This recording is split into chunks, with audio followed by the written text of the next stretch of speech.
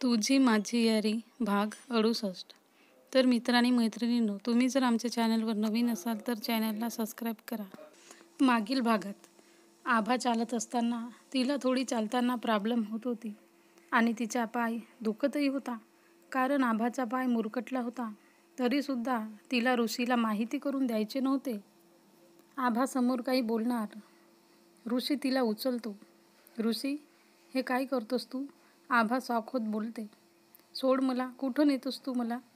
ऋषी तिला एका रूममध्ये घेऊन जातो आणि तिला बेडवर आरामात बसवितो आणि त्या रूममध्ये काही शोधू लागतो.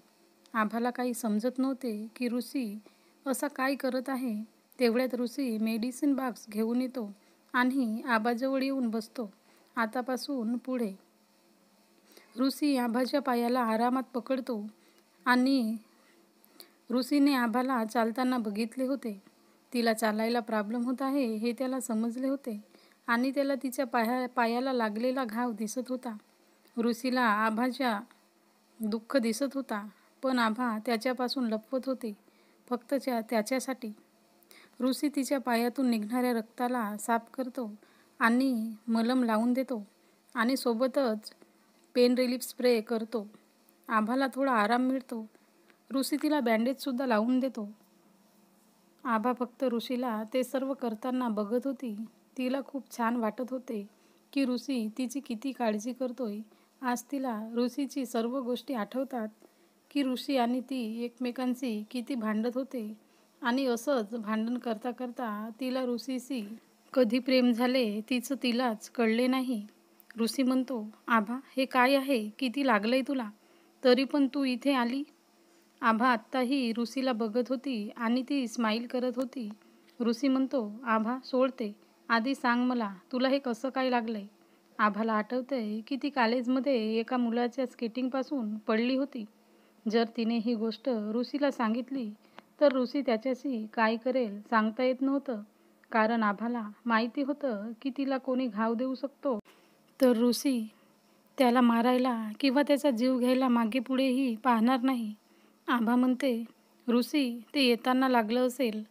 आभा खोटी बोलते. ऋषी म्हणतो, तू काय खरं बोलते आभा? ह्याबद्दल तुला काहीच माहिती नाही का? आभा परत खोटे बोलते. हो ऋषी, मी खरंच बोलत आहे. मी का खोटं बोलू तुझ्याशी? तुला माझ्या गोष्टीवर विश्वास नाही का? मला दुखते. मला इतके प्रश्न करू नको प्लीज. मी इथं तुझ्याजवळ किती दुरून आली आणि तू मला घाबरवत आहेस. ऋषी म्हणतो, अच्छा बाबा, आधी हे तर सांग की तू काही खाल्ली की नाही? ऋषीला तिचा चेहरा पाहून समजते की तिने दिवसभर काहीच नाही खाल्लं. ऋषी तिच्यासाठी जेवण आणतो आणि तिला जेवायला लावतो. आभा बघते की ऋषीने स्वतः आपल्या हाताने जेवण बनवून तिच्यासाठी आणले आहे. आभा पटकन जेवणावर तुटून पडते. तिला माहिती होतं की ऋषी खूप छान जेवण बनवितो. ऋषी तिला असं बघून स्माईल करतो आणि त्याला तिला बघून खूप प्रेम येते.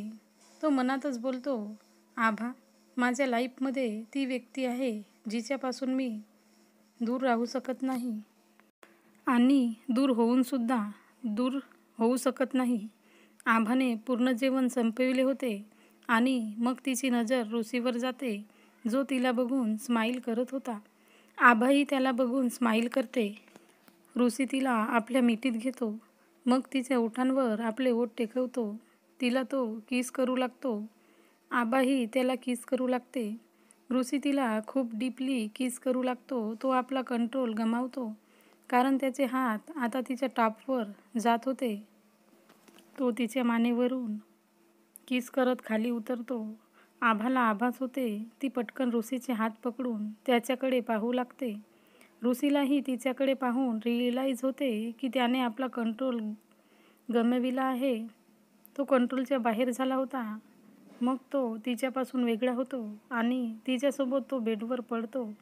तो तिचा हात पकडून सॉरी म्हणतो. मला माहिती आहे आभा, मी आपली लिमिट क्रॉस करू शकत नाही. मग आभाही त्याचे ऐकून स्माईल करते. आभा म्हणते, ऋषी, हा घर कोणाचा आहे? ऋषी म्हणतो, हा घर माझ्या मॉमचा आहे. माझी मॉम इथे राहत होती. तुला माहिती आहे, माझी मॉम मला खूप प्रेम करायची. मला माझ्या मॉमची खूप आठवण येते. आभा त्याचे बोलणे मन लावून ऐकत होती. तिला खूप छान वाटत होतं, कारण पहिल्यांदा ऋषीने तिला आपल्या मॉमबद्दल सांगितले होते. आभा, हा घर माझ्यासाठी खास आहे. आत्ताच 2 दिवस झाले हा घर माझ्या नावावर झाला. कारण हा घर माझ्या मॉमच्या रिलेटिव्हला पाहिजे होता, पण त्यांचा बॅड लक. असं झालं नाही. मला माझ्या मॉमचा घर भेटला.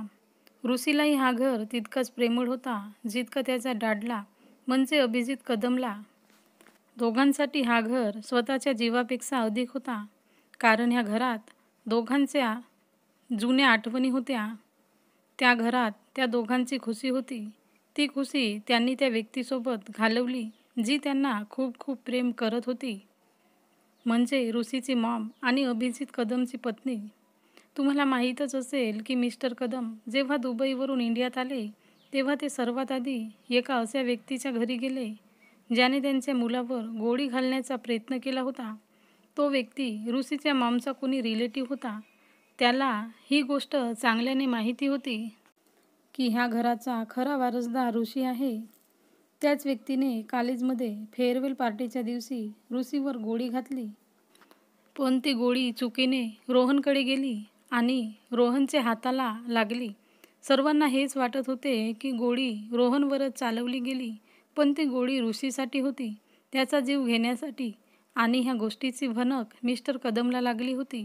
म्हणूनच मिस्टर कदमने त्या व्यक्तीला मारून टाकले आणि त्याच दिवशी हा घर ऋषीच्या नावावर करून टाकले त्यांनी, कारण त्यांनाही माहीत होतं की हा घर ऋषीसाठी तितकाच इम्पॉर्टंट आहे, जितका की माझ्यासाठी.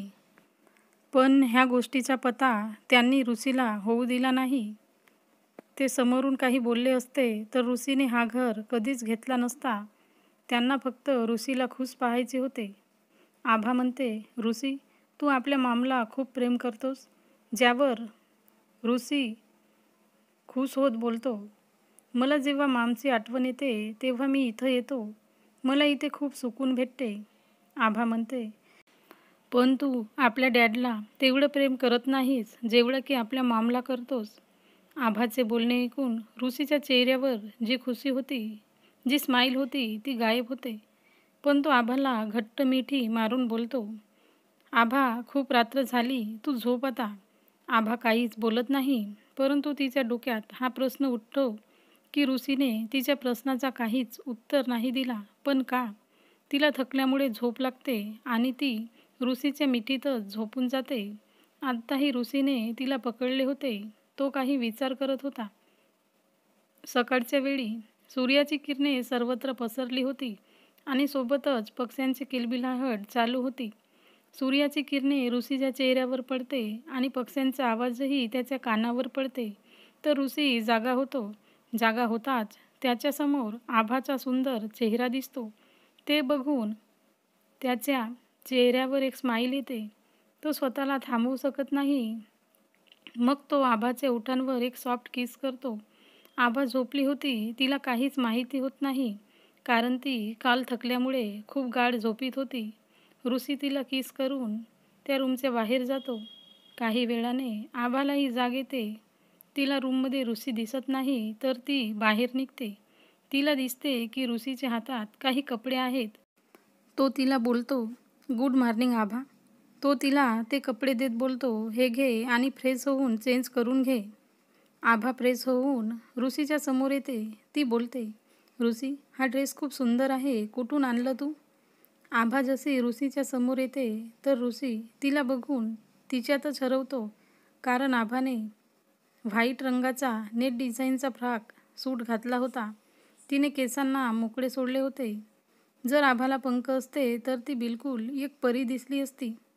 तरीसुद्धा आभा खरंच एका परीपेक्षा काही कमी दिसत नव्हती. ती खूप सुंदर दिसत होती. ऋषी तिला एकटक पाहत होता. आभा काय बोलत आहे त्याला काहीच आवाज येत नव्हता. त्याने विचारही केला नव्हता की आभा ह्या सूटमध्ये इतकी सुंदर दिसेल. तेवढ्यात आभा जे केव्हाची त्याला विचारत होती की हा ड्रेस इथे कसा आला, कारण हे ठिकाण शहराच्या खूप दूर होता, जिथे फक्त 1-2च दुकाने होते. पण हा ड्रेस बघून असं वाटत होतं की हा ड्रेस खूप किमती असेल. आभाला ऋषीकडून काहीच रिस्पॉन्स मिळत नव्हता. ती ऋषीला बघते, जो केव्हाचा तिलाच पाहत होता आणि स्माईल करत होता. आभाला विचित्रच वाटते. तिच्या डोक्यात कल्पना सुचते. ती एक डेव्हिल स्माईल करत ऋषीला बघते, पण ऋषी तिच्यात हरवला होता. ऋषीला तिला पाहून असं वाटत होते की तो आभाला पाहत असंच तिच्यामध्ये हरवून जावे आणि या सुंदरच्या स्वप्नातून कधी त्याला बाहेर यायचेच नव्हते. तेवढ्यात अचानक त्याच्या चेहऱ्यावर पाणी पडतो, ज्यावरून ऋषी शॉक होतो. त्याला समजतच नव्हते की अचानक त्याच्या चेहऱ्यावर हा पाणी कुठून पडलंय. त्याचा चेहरा पूर्ण ओला झाला होता. तो आपला चेहरा साफ करतो आणि बघायचा प्रयत्न करतो की हे असं अचानक कसं झालं. तो बघतो की आभा त्याच्या समोरच उभी आहे, जिने आपल्या हातात पाण्याचा जग पकडला होता आणि ती त्याला पाहून हसत होती. ऋषीला समजून जाते की हे सर्व आभाने केलंय. ऋषी म्हणतो, आभा, हे काय केलं तू? माझ्यावर पाणी का ओतलं? पागल झाली का तू? ऋषी तिच्यावर चांगलाच ओरडतो. आभा थोडी नाटकीपणे म्हणते, मी काय करू मग? केव्हाचा तू एक स्टॅच्यूप्रमाणे उभा होता आणि काही बोलतही नव्हता. मला भीती वाटली की तुला काही झालं तर नाही, म्हणून मला वाटलं की पाणी टाकल्यामुळे सर्व ठीक होईल. असं म्हणून ती पाण्याचा जग तिथेच टेबलावर ठेवून तिथून जाण्याचा प्रयत्न करते. ऋषीला समजते की आभा काय करण्याचा प्रयत्न करत आहे. मग त्याच्या डोक्यात एक आयडिया सुचते. तर मित्रांनी मैत्रिणींनो, हा भाग कसा वाटला कमेंटमध्ये सांगा आणि लाईक शेअर करा.